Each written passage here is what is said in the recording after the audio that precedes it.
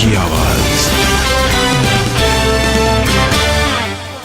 छत्तीसगढ़ के दुर्ग में पीएम मोदी की रैली। कहा छत्तीसगढ़ को बीजेपी ने बनाया, बीजेपी ही संवारेगी। पीएम मोदी ने कहा छत्तीसगढ़ में 30% कमीशन वाली सरकार, भ्रष्टाचार कांग्रेस की प्राथमिकता।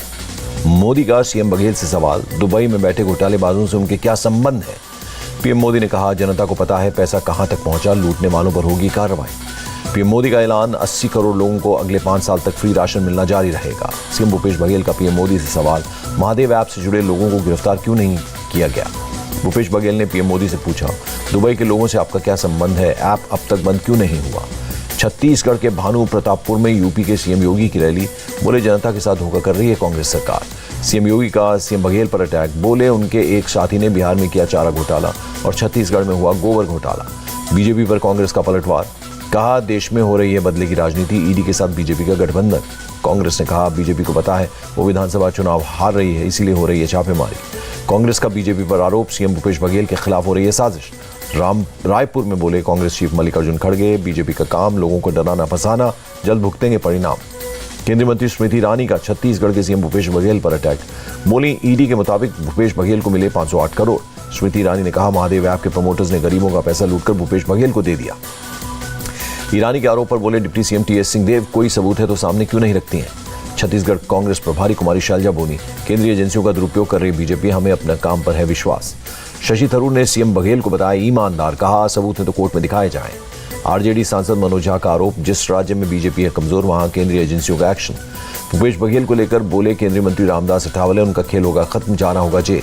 जनता कांग्रेस छत्तीसगढ़ पार्टी के चीफ अमित जोगी बोले अब बेरोजगार युवाओं को जुआ खेलने के लिए किया जा रहा है मजबूर। छत्तीसगढ़ के जगदलपुर में राहुल गांधी की सभा। बोले पीएम सिर्फ गरीबी को जाति मानते हैं तो फिर खुद को ओबीसी क्यों कहते हैं। 7 नवंबर को छत्तीसगढ़ के पहले चरण का मतदान। सुकमा के नक्सल प्रभावित इलाकों में पोलिंग टीम को हेलीकॉप्टर से पहुंचाया गया। मध्य प्रदेश के शिवपुरी में अमित शाह की जनसभा।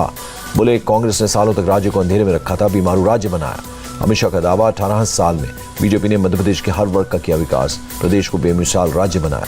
अमित शाह बोले करप्शन कमीशन, क्रिमिनल दंगे और क्रिमिनल की राजनीति के फॉर्मूले पर चलती है कांग्रेस।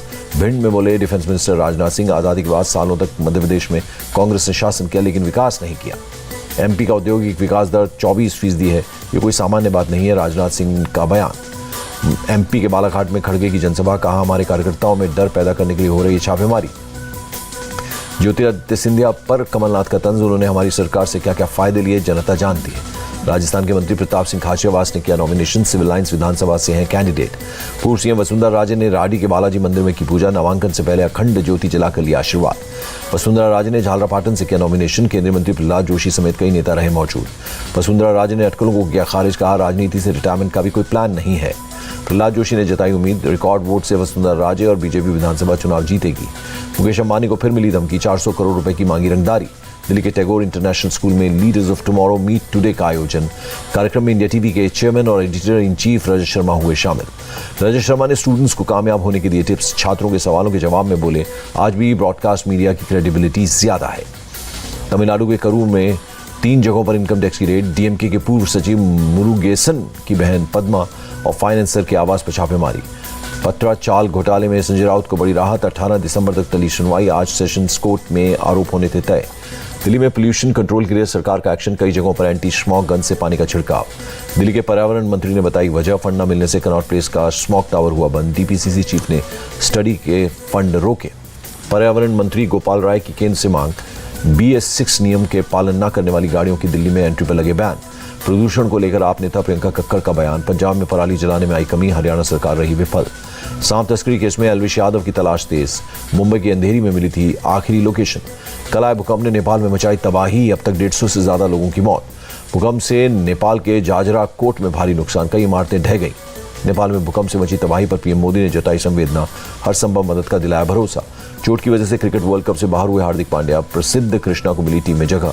हार्दिक पांड्या ने लिखा, वर्ल्ड कप से बाहर होना काफी तकलीफ देने वाला, मैं पूरे जोश के साथ टीम का उत्साह बढ़ाऊंगा।